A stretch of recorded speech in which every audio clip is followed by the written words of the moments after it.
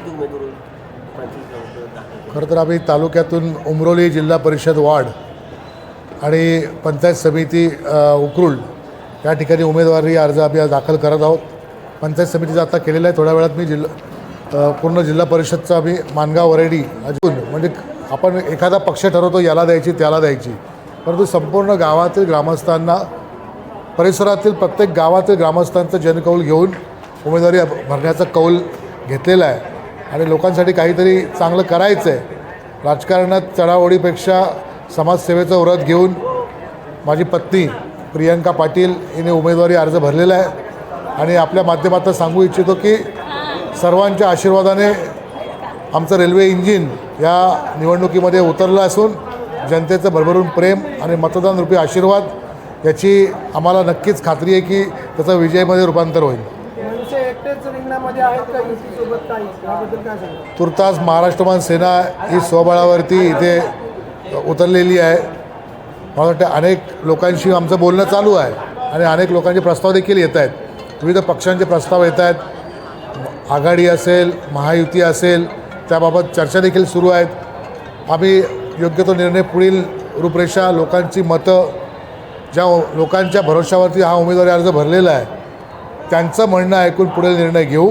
परंतु तुर्तास महाराष्ट्रमान सेना ही या निवडणुकीमध्ये उभी राहिलेली आहे आणि लढवणार देखील आहे. पुढचा युती जी काय आहे ती पुढचा निर्णय आम्ही नंतर घेऊ.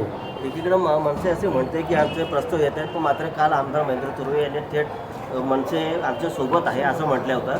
त्यामुळे तिथे एकीकडं शिंदेकडे तिथे उमेदवार पण जाहीर झालेले, तुम्ही ज्या तिथं आपल्या पत्नीचा उमेदवारी अर्ज दाखल करता, ही युती कशी काय?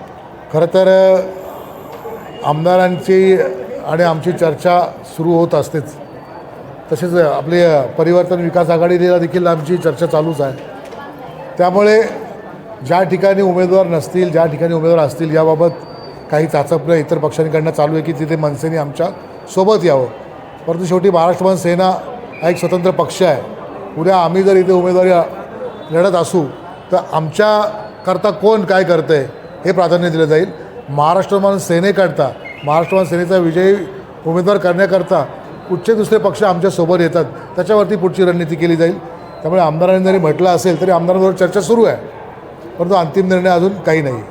आपण जर महापालिका निवडणुकीत पाहिलं असेल तर शिवसेना आणि मनसे एकत्र लढल्यामुळे कुठेतरी जास्त जागा निवडून आलेल्या आपण पाहिलं. मग इकडे आपण स्थानिक स्वराज्य संस्थांच्या निवडणुकीमध्ये मनसे शिवसेनेला का साथ देत आहे?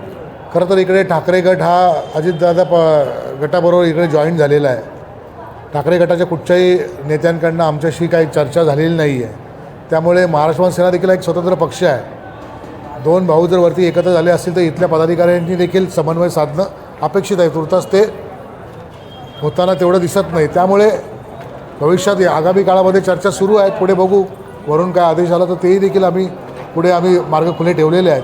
त्यामुळे अंतिम निर्णय हा पक्षाध्यक्षानुसार आम्ही घेतला जाईल.